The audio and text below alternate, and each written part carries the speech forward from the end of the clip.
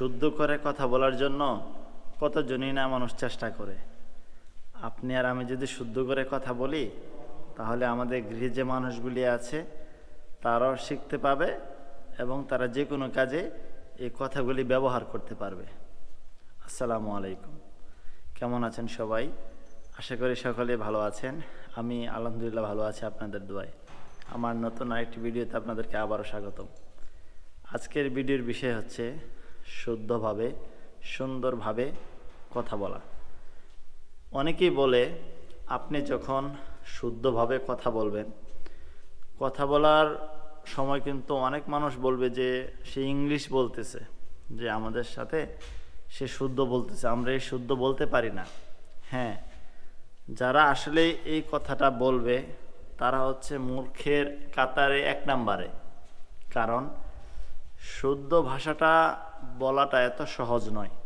আপনি আপনার আঞ্চলিক ভাষা কিন্তু যত তাড়াতাড়ি বলতে পারবেন, শুদ্ধ ভাষাটা কিন্তু তত তাড়াতাড়ি বলতে পারবেন না। এই যে আমি কথা বলতেছি এখন আপনার সাথে, আমি যে কোনো বিষয়ে কিন্তু কথা বলতে পারবো শুদ্ধভাবে। এখন শুদ্ধ ভাষাটা আপনি কেন ব্যবহার করবেন? শুদ্ধ ভাষাটা এই কারণে ব্যবহার করবেন, আপনি যখন কোনো অফিস আদালতে কাজ করবেন বা কোনো একটা জায়গায় গেলেন, যাওয়ার পর কোনো একটা বিষয় সম্পর্কে আপনি আলোচনা করতে গেলেন, তখন কিন্তু আপনাকে অবশ্যই এই শুদ্ধ ভাষাটা ব্যবহার করতে হবে। আপনার কিন্তু আঞ্চলিক ভাষা বা গ্রামের গাইয়া ভাষা, এই ভাষা কিন্তু কখনো ব্যবহার করতে পারবেন না। কারণ শুদ্ধ ভাষা দিয়েই কিন্তু কোনো একটা বিষয় উপস্থাপন করা যায় সুন্দরভাবে।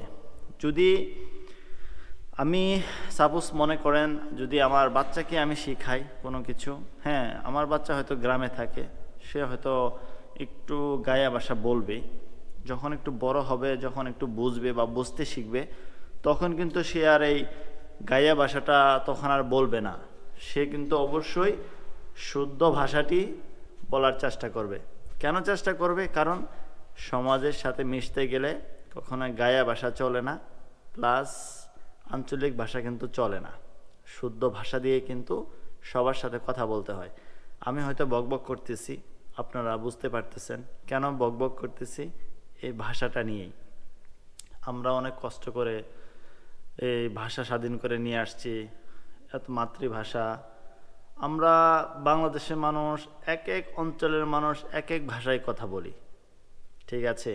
সিলেট অঞ্চলের মানুষ যেমন কথা বলে সিলেটি ভাষায়, তারপর চিটাগাংয়ের মানুষ যেরকম তারা অন্য ভাষায় কথা বলে, যেমন নোয়াখালীর মানুষ এক ভাষায় কথা বলে, বরিশালের মানুষ এক কথায় বলে। কিন্তু ক খ গ ঘ উম এটা কিন্তু আমরা সবাই পড়েছি, কিন্তু আমরা কয়জনে শুদ্ধ করে কথা বলি সেটা একটু বলেন তো। তাই আমি বলবো যে শুদ্ধ ভাষাটা শেখা অত্যন্ত জরুরি। আপনার নিজের জন্য যেরকম জরুরি, এবং কি আপনার সন্তানের জন্য ততটা জরুরি। আমি অনেকক্ষণ বকবক করতেছি, আমার ভিডিওটা লাস্ট পর্যন্ত দেখবেন। যদি ইউটিউবে দেখে থাকেন অবশ্যই আমার চ্যানেলটিকে সাবস্ক্রাইব করবেন। যদি ফেসবুকে দেখে থাকেন অবশ্যই আমার পেজটা একটা ফলো দিয়ে দিবেন। লাইক কমেন্টস শেয়ার করতে ভুলবেন না। তো চলুন আজকে যে বিষয়টা নিয়ে কথা বলবো, আপনি যখন আপনার বাচ্চার সাথে কোনো একটা বিষয় নিয়ে কথা বলবেন, তখন মূলত তাকে শুদ্ধ ভাষায় সুন্দর করে বুঝিয়ে তাকে শেখাবেন আপনি কি করতে চাচ্ছেন, তাকে কি বোঝাতে চাচ্ছেন, সে কি করবে না করবে, এই বিষয়টা সম্পর্কে তাকে অবশ্যই জ্ঞান দান করবেন। একটা জিনিস মনে রাখবেন, আপনি যা শিখেছেন ভালো জিনিস, খারাপ জিনিস না, কিন্তু যে ভালো জিনিসটা আপনি শিখেছেন সেই জিনিসটা যদি আপনি কোনো মানুষকে শেখাতে পারেন, সেটা আপনার জীবনের সার্থকতা। ঠিক আছে? আমি ভালো জিনিসের কথা বলতেছি, খারাপ জিনিসের কথা না।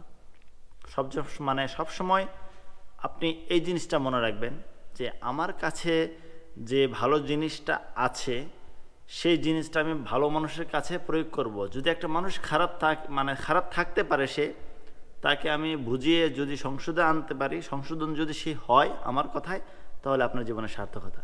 তাই বলবো শুদ্ধ ভাষার গুরুত্ব অপরিসীম। সেটা যে কোনো জায়গায় কাজে লাগতে পারে, আপনার যে কোনো মুহূর্তে। তাই আপনার প্রতিবেশী, আপনার বাচ্চা, আপনার আত্মীয় স্বজন যারা থাকবে, তাদের সাথে যত সম্ভব না পারেন আপনি পরিবেশের উপর ডিপেন্ড করে কিন্তু শুদ্ধ ভাষায় কথা বলার চেষ্টা করবেন। এখন মনে করতেছেন যে আপনি একটা এমন জায়গায় আছেন যে সেখানে শুদ্ধ ভাষা একদম মানে চলবেই না, তখন আপনি সেখানে গায়া ভাষা ব্যবহার করতে পারেন। কারণ অনেকে দেখা গিয়েছে যে আপনার শুদ্ধ ভাষা কিন্তু অনেকেই বুঝে না। আপনি যে কথাগুলি বলবেন সে কথা কিন্তু আপনার সহজে ওরা নাও বুঝতে পারে। তাই বলবো, যদি না বুঝে, অনেকে বলবে যে কি বলছেন আমি বুঝতে পারি নাই, তখন ওই অঞ্চলের ভাষা না বলতে পারলেও আপনি আপনার আঞ্চলিক যে ভাষাটা আছে সেই ভাষাটি ব্যবহার করবেন। তো অনেকক্ষণ বকবক করলাম, ভিডিওটি কেমন লাগলো জানি না, অবশ্যই কমেন্টসে অবশ্যই জানাবেন। লাইক কমেন্ট শেয়ার করতে বলবেন না। সকলে ভালো থাকুন, সুস্থ থাকুন। নতুন আরেকটি ভিডিও আসতেছে। আসসালামু আলাইকুম।